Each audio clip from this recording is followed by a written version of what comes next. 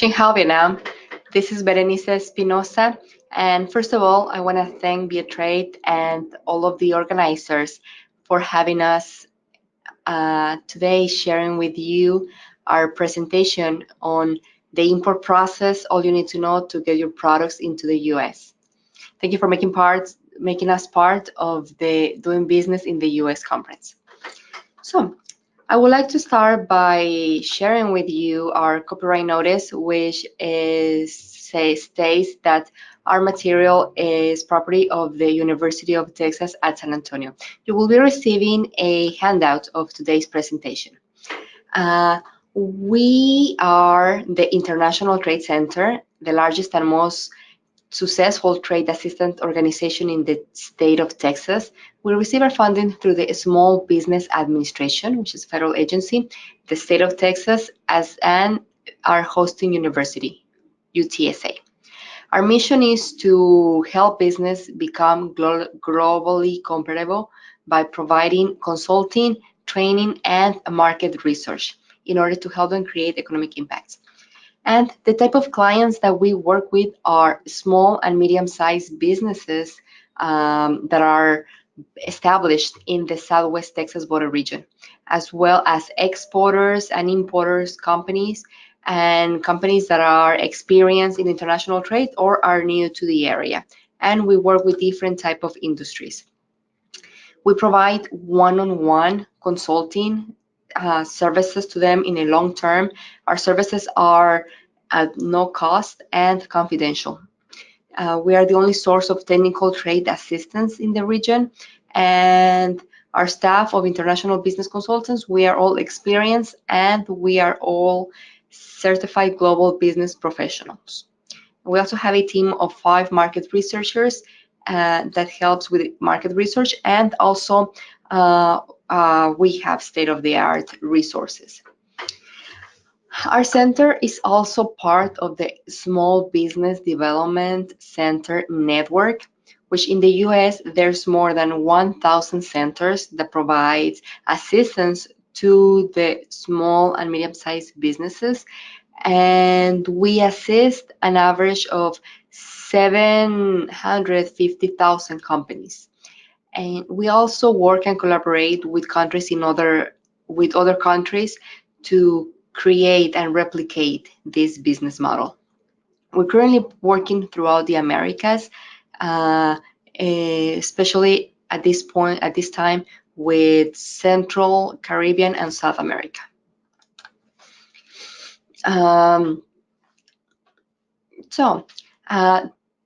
Today we'll be talking about the benefits of importing, and because we know that is very important, this subject, and also we don't have a lot of time, we're going to concentrate mainly on the more technical aspect of it, more on the process, the rules, the regulations, the requirements in order us to do it.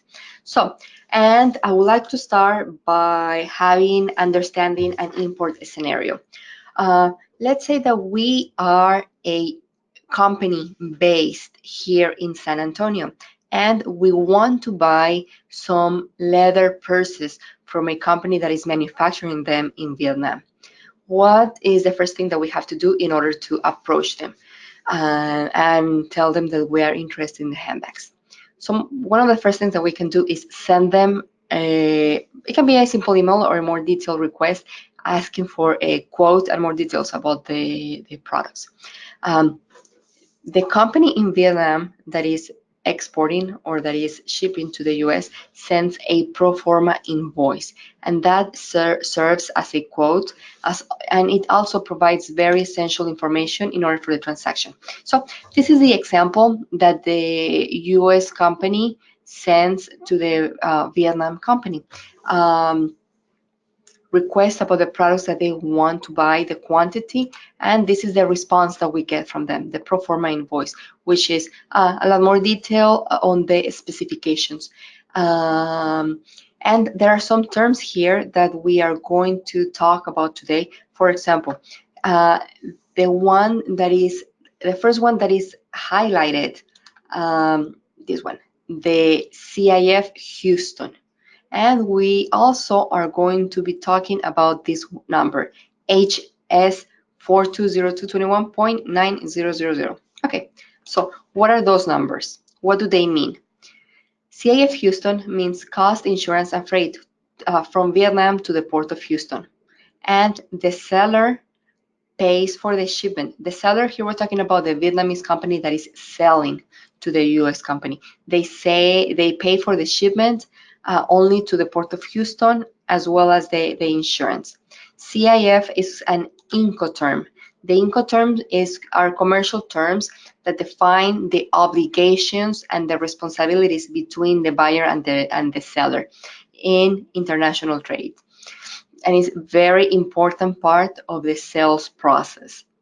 The Incoterms are administered by the International Chamber of Commerce and are very important because it tells the buyer and a seller to agree on certain things, including who's responsible of arranging the transportation, the insurance of the shipment, who's responsible of selecting the freight forward, the carrier, the custom broker, as well as preparing documents. And just keep in mind, Incoterms is a negotiation between all of them, between them. It can be that the buyer is responsible for doing most of the part, or the seller, or anywhere in between. So in this one, in CIF, is anywhere in between. It's a combination of responsibilities from both parties. And another thing that it can tell us is who is responsible or who assumes the risk of the shipment, and at what point does the risk transfers. So here we have the 11 Incoterms. Some of them can only be used for waterway, and the rest can be used for any mode of transportation. So the other number, the other thing highlighted on the pro forma invoice was the harmonized system number. It's a numerical classification that identifies all the products that are traded internationally and is required for documentation. It also helps foreign governments to determine what's the import tariffs, any taxes or duties to pay. It also helps to determine the regulations as well as the quotas. And it can be also used to determine the trade flows. For example, how much is this country importing or exporting to and from, and what products have been imported or exported. And it's administered by the U.S. International Trade Commission. And in the U.S., we use the harmonized tariff class schedule for the imports products. So this is the structure that it follows. It's divided into 97 chapters and 22 sections. And chapter 1 starts with live animal, chapter 97 with works of arts, and chapter 98 and 99 is reserved for special use. So on the pro forma invoice, we saw that our classification was 4203.21.9000. So that one tells us exactly what we're looking for. We're looking for a leather handbag, and the value is over $20. And the way that we start reading this is, first of all, we start by the chapter, then we jump to the heading and the subheading. And it will be easier to see on the next slide. Here we have a classification of the product, and here we can see our classification. So that's basically how we read and determine what's the right classification for our product. And something else that I want to mention about this, since we're already looking at this table, is the different columns that we have here. They are the special rates that the product needs to pay. And here on general is for countries that the US has normal trade relations with. Special is countries that they have a free trade agreement. And this one is for countries that the US does not have normal trade relations. So we can see that for a leather purse value over $20 each coming from Vietnam, which the US has normal trade relations with, the percentage is going to be 9%. And 9% is not determined only on the cost. is determined on several factors that we're going to see later on, and I'm going to refer back to this table. So just keep in mind this slide with the 9% for the leather purses entering into the US. So another things that we can see on the pro forma invoice is the payment. How is the export company, the company in Vietnam, going to get paid or expected to get paid for the products that they are selling? Well, they are expected to get paid through a letter of credit, irrevocable letter of credit. And also here we can see the description of the goods, bovine leather handbags, and mention of the insurance to make sure that the products are being insured. Also, we can see other information like the quantity that we are ordering, what's the unit price for the item, amount, and shipping charges of that. Specifications about the shipment, weight measurements. So what else is the pro forma telling us? Those three things that were highlighted is the product information, the insurance, and also the payment terms. Well, now that we know more about the whole transaction, the next step will be to place the order. Once the importer, the US company that is importing this product, and the Vietnamese company that is exporting or shipping the product come to an agreement, the importer responds with a purchase order, which is similar, mirrors the pro forma invoice that they received. And at that point, they agree and they have responsibilities.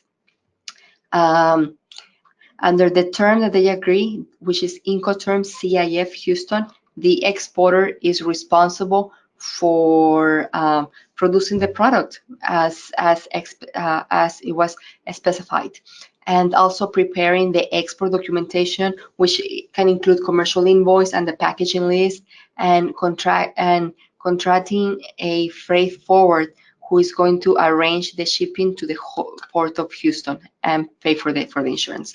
At that point, the importer is responsible for arranging the transportation once it gets to the port of Houston.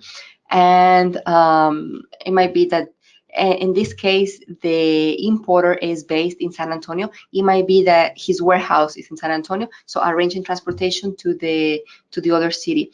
And also, the importer is responsible to open a letter of credit in favor of the exporter. Also, the importer is also responsible for arranging the U.S. Customs clearance in that particular case, because the responsibilities of the Vietnamese exporter ended at the port of Houston. So from there, the importer takes care of that. Hiring the custom broker, giving power of attorney so they can act in their behalf, post a bond if is necessary. And it's very important to select a custom broker that has a lot of experience in that area and that is familiar with the products, with the regulations. And here I have a link to an organization, National Customs Brokers and Forwarders Association, which is very useful because it provides a lot of information about the customs brokers and the freight forwards. And you can download the whole list, depending on the area in the country. The next steps also will be, well, one, the product is shipped by the exporter through the port of exit in country of origin to the port of entry in the US. The shipping company will notify the customs broker that the arrival is on its way and is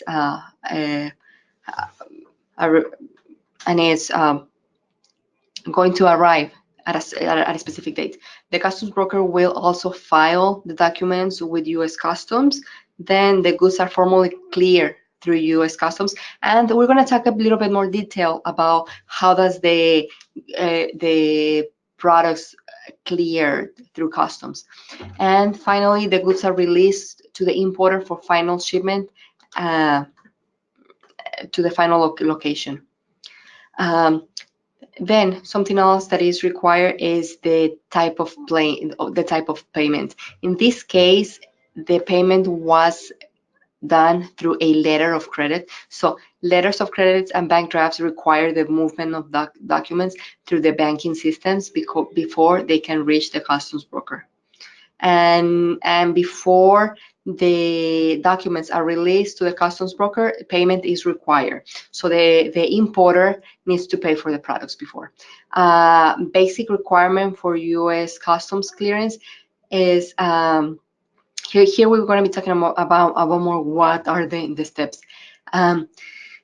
A person, an individual, can make their own custom clearance, and it can be done through different areas. It can be different ways. It can be a formal entry, an informal entry, or a postal entry. So the formal entry is if the value of the shipment is over $2,000. Then hiring a custom broker is required, and probably a bond as well. The informal entry means that the shipment per harmonized system classification is less than $2,000. And the person can do it without having to hire a customs broker. But there are some exceptions to this rule. Those exceptions includes like textiles, food products, and some other items. And also there are some other items that it's a lower limits than $2,000 applies. Another thing is the postal entry. A postal entry can be done if informally if the shipment is under $2,000, and the rest is collected by the postal office. Import requirements is the U.S. Customs does not require to have an import permit. Other agencies might require a license or a certification depending on the product.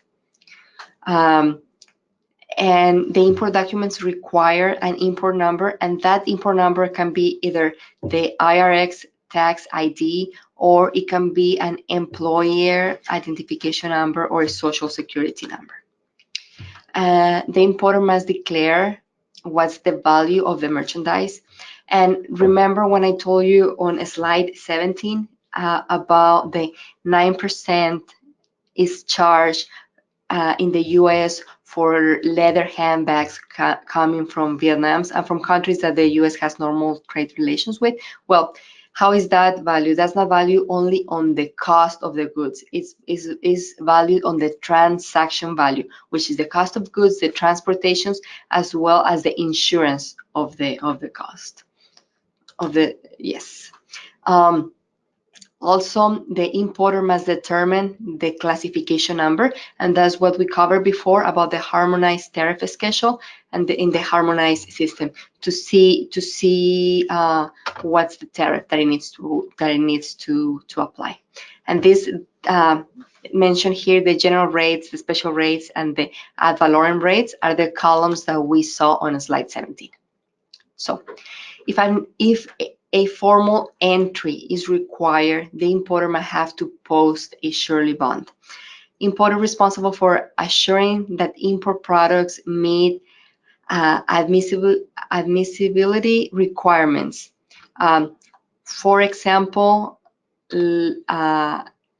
country of origin or labels or other regulations that they have. For example, textiles imported to the U.S. for use in consumer products must comply with the Flammable Fabric Act, which is a federal law that gives the Consumer Product Safety Commission in order to protect the public from hazard and dangerous flammable items for the warrant appeal and also for interior furnishing. They also have to comply with the labeling requirements from the fair packaging and labeling at consumer. And the label needs to disclosure the content of the product, identify the product, name and place of business of the manufacturer, the packer, and the distributor. They also need to mark the country of origin. For food products, the FDA is responsible for ensuring that all products produced in the U.S. or imported into the country are properly labeled and are also safe and convenient for the consumer. And companies need to follow the food labeling and also Food facilities need to be registered with the Food and Drug Administration. Facilities that are engaged in manufacturing, processing, packaging, or holding food for consumption.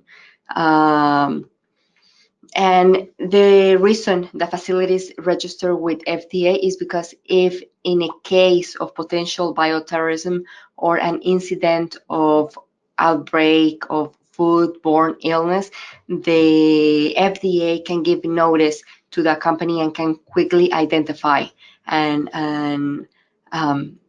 stop that from getting worse. All goods must enter at a formal port of entry. So, a formal entry is required. The importer may have to post. I already mentioned that. So, moving to the next one, there are some restricted merchandise that require a license or a permit to be imported. For example, I'm giving you here some of the products that require a license or a permit. And just to clarify, an entry of a good does not mean that the good arrived at the U.S. port. An entry means that the product has been presented to U.S. Customs for clearance. And goods that are not entered within 15 days of arrival at the port are considered abandoned, and they are sent to a warehouse for storage. And in this case, the importer is responsible for paying storage fees. And I'm saying in this case because of the Incoterm that we use, the CIF, the exporter in Vietnam responsibility ended at the port of Houston. And from there, the importer was responsible for the rest. And after 6 months, the products are considered abandoned and are sold at auction. So, in order to make formal entry, there are some documents that are required. For example, a bill of lading, or if it's coming through airplane, then it's an airway bill, or also a carrier certificate naming who's the consignee, as evidence of the consignee right to make entry. Also a commercial invoice, an entry manifest, which is the entry manifest usually filed by the customs broker through the AES system. Packaging list and documents of the shipment, and also other documents that are needed for specific goods if they require license or permits or other information. So some of the keys to easy custom clearance is make sure all required information is on the commercial invoice. Make sure each item is separately listed on commercial invoices. Make sure all documents are legible and consistent. So they have to be the same in commercial invoice and the packaging list. Make sure that everything is consistent. Make sure your goods show the country of origin, because the taxes are based on the country of origin. And also make sure that all the marking on each box are clear and easily to identify. And it's important to have an objective to import using a systematic approach that allows you to make the right decision and to manage the import process. And I'm going to leave you some resources on textiles and leather goods and food products. I was told that there are some companies in the audience that are in those industries, so you can look at those links and find additional resources. So I would like to thank you for your time, and you have my contact information. If you have any questions, I know that during this format, we don't have time for questions and answers, but if you have any questions, just please send me an email. You have my contact information, and thank you for your time, and I wish all of you good luck.